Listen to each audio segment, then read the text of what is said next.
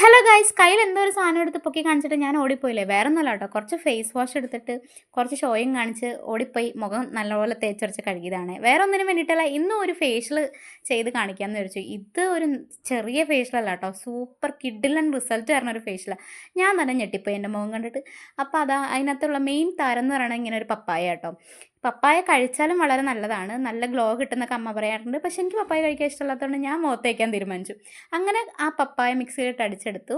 എന്നിട്ട് അതിനകത്ത് കുറച്ച് ഷുഗറും കുറച്ച് കോഫി പൗഡറും കൂടി ആഡ് ചെയ്ത് നല്ലപോലെ മിക്സ് ചെയ്തിട്ട് സ്ക്രബ് ചെയ്യാൻ വേണ്ടി റെഡിയാക്കി വെച്ചു. അങ്ങനെ ആദ്യം കണ്ണൻ്റെ മുഖത്ത് സ്ക്രബ് ചെയ്തു. അവൻ്റെ ഡ്രസ്സിൽ കുറച്ച് വീണു, അവൻ എന്നെ കുറച്ച് ചീത്ത വിളിച്ചു.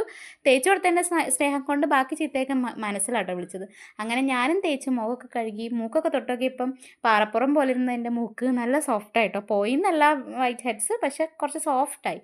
പിന്നെ ബാക്കി ഞാൻ ഉണ്ടായിരുന്ന പപ്പായ ബാക്കി മിക്സിയിലിട്ട് അടിച്ച് അതും പേസ്റ്റാക്കി കുറച്ച് അലോവേറ ജെല്ലും കൂടി ചേർത്ത് നല്ലപോലെ മിക്സ് ചെയ്ത് ഒരു മസാജിങ് ക്രീം പരുവത്തിലാക്കിയെടുത്തു. എന്നിട്ട് ഞങ്ങൾ രണ്ടാളും മുഖത്ത് തേച്ച് നല്ലപോലെ മസാജ് ചെയ്തു. അപ്പോൾ എനിക്ക് മസാജ് ചെയ്യലും വീഡിയോ എടുക്കലും കൂടെ ഒന്നിച്ച് പറ്റാത്തതുകൊണ്ട് ഞാൻ പിന്നെ ബാക്കി മസാജ് തന്നെ ചെയ്തിട്ട് മുഖമൊക്കെ നല്ലപോലെ കഴുകി.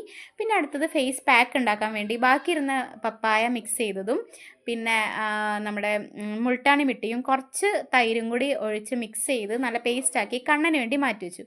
ഞാൻ എൻ്റെ ഇതിലും സെയിം മിക്സർ തന്നെയാണ്, പക്ഷേ അതിനകത്ത് കുറച്ച് കസ്തൂരി മഞ്ഞളും കൂടെ ആഡ് ചെയ്യുന്നുണ്ട്.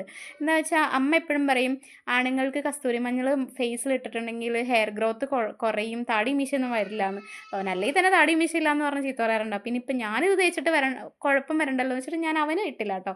നിങ്ങൾക്ക് അങ്ങനെയൊക്കെ എന്തെങ്കിലും അറിവുണ്ടെങ്കിൽ ഷെയർ ചെയ്യണം കേട്ടോ.